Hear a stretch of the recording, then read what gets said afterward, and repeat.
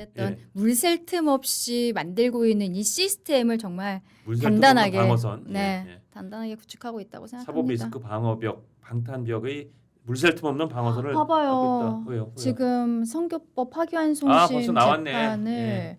근데 이거는 추정한다. 어차피 그 아까 말씀하신 G7 가는 일정 때문에라도 저거는 파기환송을 아니죠. 이루는데 추지정이라는 게 제 말씀이니까 추 지정이 문제인 거죠, 그죠? 추 지정이. 한 달 뒤로 잡았어야 됐는데 예.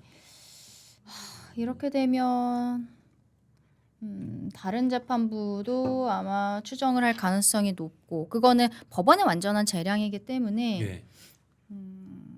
이게 뭐 문제 제기를 하기도 아마 이제 쉽지가 않겠다. 자세한 보도를 봐야겠지만 뭐 추 지정할 땐 굳이 이유를 밝힐 필요는 없지만 네. 아마도 지금 뭐 입법 움직임도 있고 뭐 네. 헌법 84조 둘러싼 논란도 있고 하니까 그런 논란들이 어떻게 정리되는지 좀 보고 지정하겠다라는 취지일 수는 있어요. 추측컨대. 근데 본인들이 추정을 해버리면 84조 논란도 굳이 헌법재판소까지 갈 필요는 없는 거거든요. 재판 자체가 안 추 하는. 지정해놓고 그 뒤에 네. 잠깐만요. 저희가 다시 날짜 잡을게요. 하는 것도 조금 네. 굉장히 부담스럽죠. 재판부 입장에서. 재판을 거의 안 하겠다라는 5년 뒤에 하겠다라는 뜻으로 봐야 되지 않을까. 굉장히 씁쓸하네요.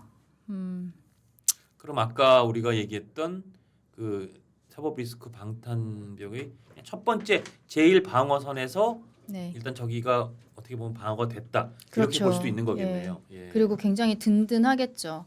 왜냐면은 이제 당선이 되었습니다만 예.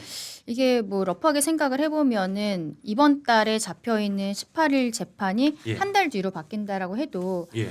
그러면은 하나 더 7월 보시죠. 중순에 하고 예. 그러면 8월에 선고하고 그리고 이제 대법원 올라가면은 올해 안에는 대법원에서 다시 재선고에 대한 결정이 나오는 상황이었었는데 지금 속보에 자 저희가 말씀드리는데 서울고법 형사 7부 재판관 네. 이재관 일변경 및 투지정했다. 재판부는 대통령의 불소추 특권을 규정한 헌법 84조에 따른 조치다. 이러면 헌법 84조를 재판부가 현재 대통령 재판도 중지된다라고 해석했다는 뜻이네요. 그렇게라고 해석했다는 뜻이네요. 이 고법 스스로가 84조를 이미 해석을 하고 예, 그러니까 추정을 했다라는 뜻이네요. 현직 대통령은 내란 및 외환의 죄가 아니하고는 형사상 소추를 받지 않는다라는 헌법 84조와 소추가 사실은 헌법 밖의 다수설은 기소를 뜻한다라고 보는 게 다수설로 알고 있는데 여기에 이제 재판도 포함된다는 소수설이 있었어요. 근데 이 서울고등법원 형사 7부 이 대통령의 공직선거법 파기환송 재판부는 헌법 불소추 84조의 대통령 불소추는 재판까지 포함한다고 해석을 한 셈이에요. 그렇죠. 그러면 뭐 여기서 이미 대통령 재판이 정지된다 이런 형사소송법 개정을 막 굳이 부담스럽게 안 해도 될 것처럼 된 것 같죠. 그렇죠. 민주당 입장에서는 더 할 말이 생기겠죠. 그럼 민주당 입장에서는 정말 손 안 대고 뭐 코 풀었다 아까 제 비유를 뭐 네. 그렇게 든다면 굳이 막 그런 입법 리스크를 막 어깨에 걸머쥐지 네. 않고도 첫 번째의 숙제를 좀 해결한 생각이 들겠네요. 그렇죠. 국민들께서는 재판 계속해야 된다라고 생각하시는데 그러니까 60만 담당하고 있는 판사는 본인들이 이 재판부에서는 법적으로 해석을 해봤을 때 84조는 뭐 진행 중인 재판도 안 하는 게 맞다라고 본인들이 판단했다라고 하니까 법원의 판단은 존중이 돼야 된다고 생각합니다만 예. 참 많이 아쉽네요.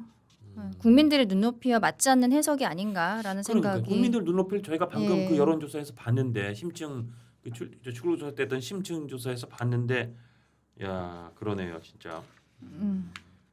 하여튼 그러면 이 대통령의 사법 리스크는 생각보다 제일 저지선에서 저지가 될 수도 있겠다 그런 관측이 나올 수 있어 그렇죠. 보입니다.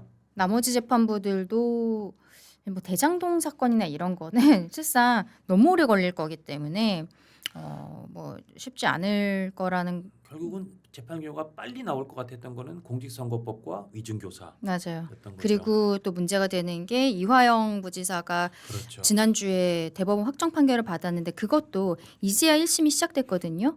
근데 그것도 이제 멈추게 되는 거죠. 그 사건 때문에 대통령이 미국에 못 가는 거 아니야? 뭐 막 이런 네, 얘기들도 예, 있었는데 일단은 판결이 나오지는 않을 것으로 보이고 판결이 나오지 않은 상태에서는 미국이나 뭐 유엔에서 제재를 한다거나 그렇게까지 할 것으로 보이지는 않아서 예. 뭐 해외 순방이나 이런 거에도 큰 문제는 없을 것 같다고 생각합니다.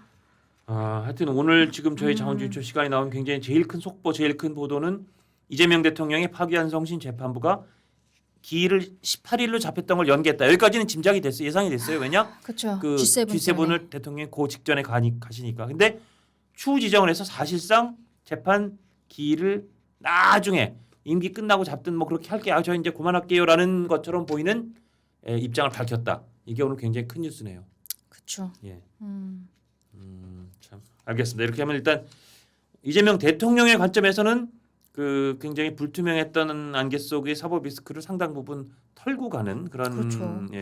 뭐 모양새가 될 것 같습니다. 본인이 취임 선서한 바로 다음 날 측근인 부지사가 대법원 확정 판결을 받았는데 그것도 얼마나 참 마음이 안 좋았겠습니까? 왜냐하면 그 대북 불법 송금 부분에서 이화영 부지사가 확정 판결 받고 징역 7년 8개월에 막 3억 몇 억씩의 벌금 추징금 나온 건 그게 불법적이고 이재명 당시 경기도지사의 방북송 대금을 그죠. 대납해주고 이런 것까지 거의 사실관계는 다 대법원이 사실관계가 다 확정했는데 확정이 된 거죠. 500만 불은 그렇죠. 경기도가 줘야 되는 스마트팜 비용을 쌍방울이 대납한 거고 그렇죠. 300만 불은 이재명의 방북 이재명 비용이다라는 당시 것을 지사의, 예.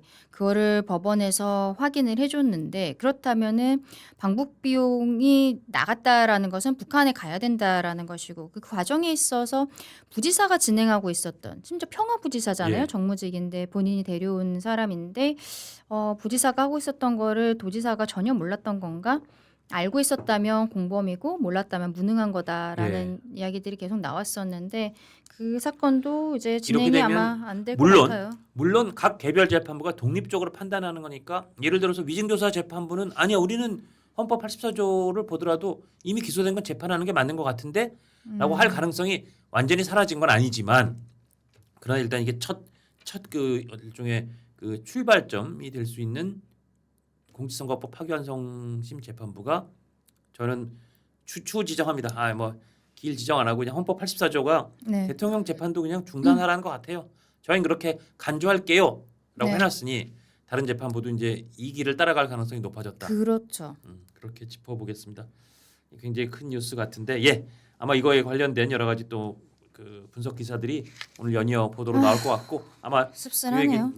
또 다른 속보들을 전해드리기로 하고 강전의 대변인 말씀하셨던 건데 이재명 대통령의 변호인이 헌법재판관 후보에 오른다고? 그러니까 이승엽 변호사. 이게 두 번째 주제입니다. 이 유명한 야구 선수하고 이름이 동명이인이시던데 이승엽 변호사 이분이 이재명 대통령이 피고인이었던 여러 주요 재판에 굉장히 많이 변호를 맡았었네요. 최근 사건만 한 게 아니라 그러니까. 2018년에 친형 강제 입원 사건 그때도 변호인이었어요. 그랬더라고요. 그리고 지금도 뭐 위증교사, 공직선거법, 대북송금 사건 이런 다 것들이 다 변호를 하고 있는데 근데 저는 여기에 대해서 질문하는 기자들에게 대통령실에서 뭐가 문제인지 모르겠다. 그렇게 뭐가 답을 이해 충돌이라는 건지 이해가 안 된다라고 이야기하는 게 더 이해가 안 되는 거죠. 조선일보 기사 우리가 그래픽 준비한 거 보면 제목이 이재명 그러니까 대통령이죠. 이재명의 변호인이 헌재에서 이 관련 그러니까 대통령 관련한 사건 심판해도 되나 이런 그래픽이 거기에 이제 이건 아마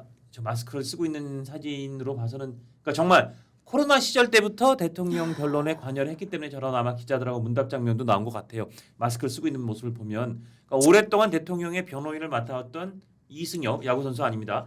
이승엽 변호사가 헌법재판소 가서 이거 맡아도 되느냐 이해 충돌이라고 당연히 생각하지 않나요? 근데 그걸 아니라는 거죠 지금 그렇죠. 대통령실은. 왜냐하면은 헌법재판소법을 개정을 해서 재판 소원을 가능하도록 하고 마지막 심리는 그러니까 대법원이 아니라 헌법재판소에서 하도록 하겠다라고 이야기하고 오늘 오전에 속보가 나와서 조금 김이 빠지긴 했습니다만 헌법 84조에 문제가 생겼을 때 거기에 대한 해석 권한 그리고 지금 개정하려는 법률들에 대해서 뭐 위헌 여부에 대한 판단 이런 것들이 그리고 또 김혜경 여사도 법인카드 쓴 거 본인 기소유예 받으니까 기소유예가 아니라 무죄입니다라고 이야기하면서 이거 헌법소원 제기했거든요. 헌법재판소에 이미 계류가 되어 있는 사건이에요. 그러네요. 이런 사건들을 헌재에서 다 처리를 해야 되는데 근데 여기에 기존의 변호인이 들어가는 게 맞는가? 이거는 정말로 이해충돌이라고밖에 볼 수가 없을 것 같은데 대통령실의 상황이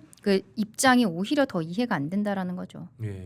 근데 이제 글쎄요. 서울고법에서 84조의 해석을 스스로 해버렸기 때문에 예. 이제는 뭐 이분이 들어간다라고 해도 조금 뭐 그런 근데 이를테면 검찰 기소를 한 검찰 입장에서는 뭐 이제 정권이 바뀌어서 검찰도 그렇게 이 현 정부에 막 강하게 맞설지 모르겠지만 예를 들어서 검찰이 아니 이거는 헌법 84조를 재판부가 잘못 해석했어요라고 그때 이제 그 얘기를 할 수 질문을 던질 수 있는 게 헌재잖아요. 헌법재판소에다 이를테면 그게 뭐 헌법 소원이 됐든 뭐가 됐든 아니면 일반 시민도 아니 이 재판 중지되는 거 말이 안 돼요라고 결국은 그거를 어디 가서 이렇게 호소할 수 있는 데가 헌법재판소인데 그런 게 들어왔다고 가정했을 때도 만약에 이승엽 변호사 같이 이재명 대통령 재판을 오래 변호해왔던 분이 혹시 헌법재판관이 되면 당연히 그분은 이거와 이에 상충되는 이 그렇죠. 경험을 너무 많이 갖고 있는 거고 그분은 누가 봐도 그냥 100%다 이재명 대통령한테 친한 결정을 그렇죠. 내릴 게 너무 확연해 보이잖아요.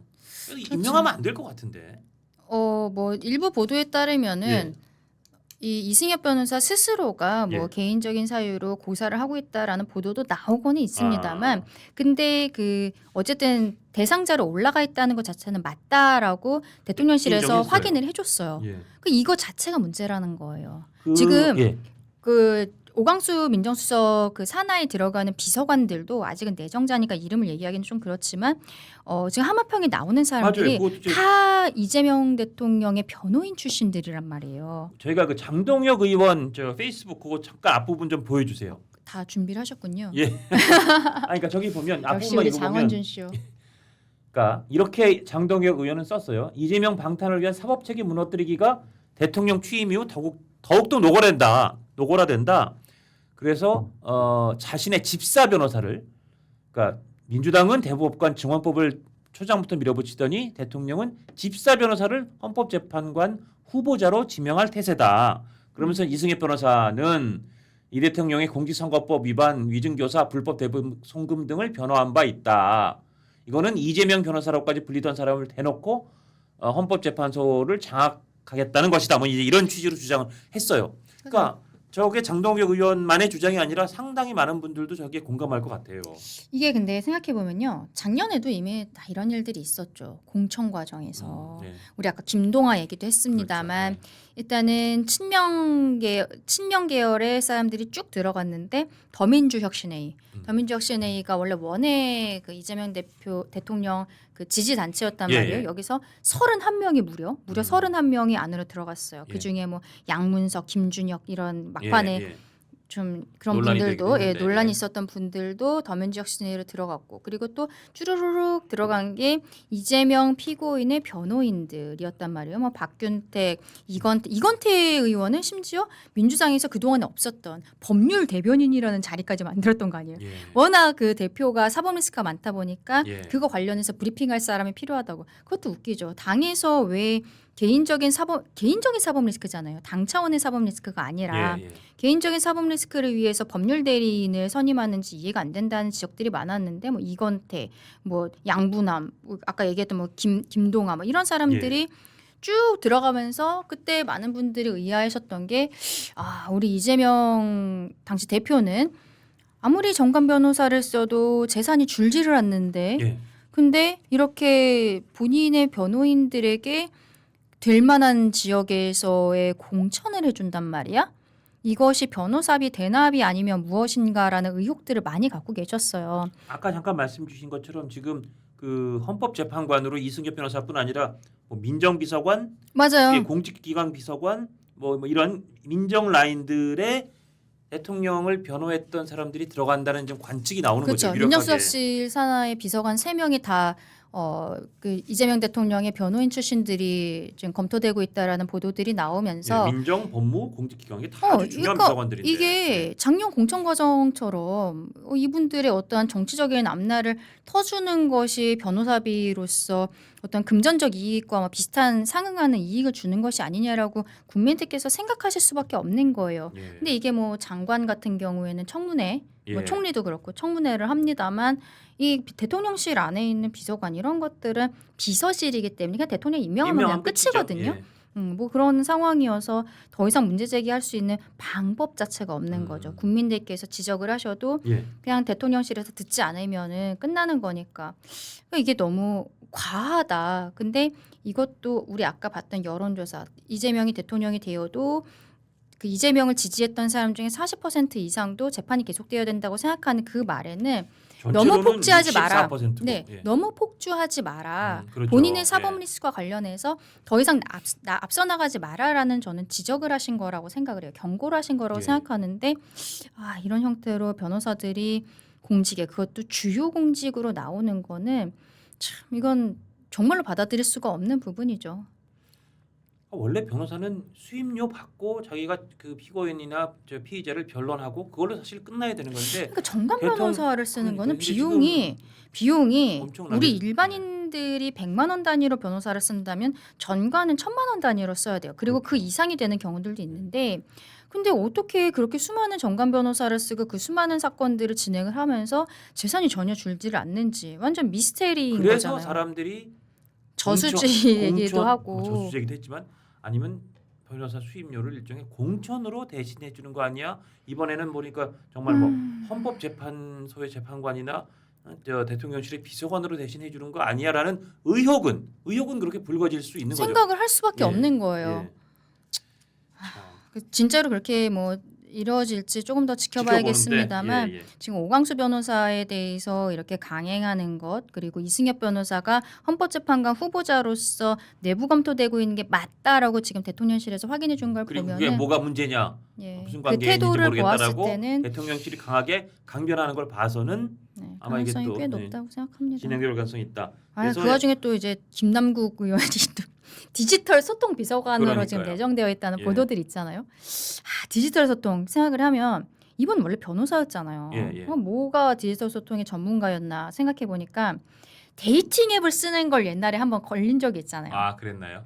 네. 그 물론 이제 국회에서 그 코인 투자하고 이것도 예, 걸려갖고는 그렇죠. 뭐 지금 그 재판 재판 중이죠. 지금 1심은 무죄가 나오긴 했는데 어쨌든 뭐 근데 그것뿐만이 아니라 휴대폰이 뒤에서 찍혔는데 그 데이팅 앱을 쓴 게 한번 드러나서 그때 김남국 의원은 그 얘기를 했었어요. 그게 이제 동성애자들이 많이 쓴다라고 알려진 데이팅 앱이었었기 때문에 자기가 그런 게 아니라 그때 로맨스 스캠 뭐 이게 좀 사회적인 문제가 돼서 그거의 실태를 한번 좀 파악해 보려고 자기가 이거를 한번 깔아봤다라고 이야기를 해서 조금 이해가 안 된다 그런 얘기들이 있었는데 김남국 전 의원은 그렇게 이제 주장했다. 그런 어쨌든 거죠. 지금 예. 대통령실 인사는 대통령이 측근 뭐 가까운 사람 손발 맞추고 싶다는 건 알겠습니다만 디지털 소통의 전문가가 아닌 것으로 보이는 사람이 디지털 소통 전문가로 비서관으로 들어간다는 이야기도 참 어처구니 없는 인사다라고 생각합니다. 말씀하셨던 것처럼 좀 아까 말씀하신 것처럼 이게 조금 약간 공허하고 힘이 빠지긴 했는데 김용태 네. 저 비대위원장이 사실은 어제 그 대통령한테 이번 달 18일 공직선거법 재판 그 다음 달 불법 대북 송금 재판 참석하실 겁니까? 이 질문을 던졌었고 이것도 사실은 조금 화두가 됐었는데 예, 일단 공직선거법은 물 건너간 느낌이에요. 그렇죠. 그 불법 대북 송금 재판 어떻게 될까요? 이것도 또 길 연기하고 추후 지정할까요? 글쎄요, 아마 변호인들 측에서 예. 기일 변경 신청서를 제출을 하겠죠. 그러면은 법원에서 뭐 알아서 판단할 건데 왜냐하면 그때 대법원에서도 각자 재판부가 알아서 판단하라고 했었으니까. 근데 아무래도 좀 부담감이 있겠죠. 근데 저거는 헌법 84조를 어떻게 봐야 되는지 같은 건 대법원에서 이쪽이든 저쪽이든 딱 기준을 잡아줘야 되는 거 아닌가요? 근데 이제 대법원에서 거기에 대해서는 뭐 재판부에서 알아서 하라라고 이미 얘기하긴 이미 했는데. 공문이 나갔기 때문에 거기에 대해서 뭐 번복할 거라고 생각하지는 않고 예. 그리고 대법관도 지금 뭐 특검하겠다 이야기하고 다 탄핵하겠다 이게 아직도 민주당의 카드가 남아 있는 상황이잖아요. 그렇기 때문에 현실적으로는 굉장한 그 압박감을 느끼고 있을 거라고 생각합니다. 어느 지난 정부를 돌이켜봐도 웬만한 아주 민주화된 정부라고 하기 전에도 대법원이나 법원을 저렇게 압박한 경우가 있었나? 제 기억으로는 제가 과문해서 그런지 모르겠는데 지금이 그 예전 어느 때보다도 더 강력하게 법원을 압박하는 느낌이 들어요. 물론 이게 당선된 대통령이 뭐 이민기 시작한 대통령이 그렇게 많은 재판을 달고 선거운동을 해서 대통령이 당선된 적 자체가 없다 보니까 생긴 현상일 수도 있는데 일단은 인선을 좀 봐야 될 것 같아요. 법무부 장관이랑 그리고 사법제도 비서관 아까 사법개혁 담당을 하려는 예. 그 두 명의 인선을 보면은 누가 되는지 보면. 앞으로 이재명 대통령이 어떠한 방향으로 갈 것인지가 조금은 보이지 않을까라고 생각합니다. 자, 하여튼 그래서 오늘 계속 말씀드리지만 그러니까 지금 우리 거의 한 시간이 다 돼가는데 이 준비해놓은 내용이 지금 한 반 정도 아니에요. 했나요? 반은 넘었어요. 아, 그래요? 예. 그러니까 너무 할 말이 많은 거예요. 제가 아까 시작할 이게 때 굉장히 큰 속보였으니까. 일주일도 안 됐는데 굉장히 많은 일들이 있었다. 근데 앞으로도 한동안 이렇게 될 거라고 생각하거든요. 결국 미국이 아니라 이제 G7은 가는데 트럼프랑 통화하는데도 너무 오랜 시간이 걸렸고 그러니까요. 예. 와 이게 하나하나가 참 쉽지 않구나라는 생각들이 드는 요즘의 그 뉴 노말이라고 생각합니다.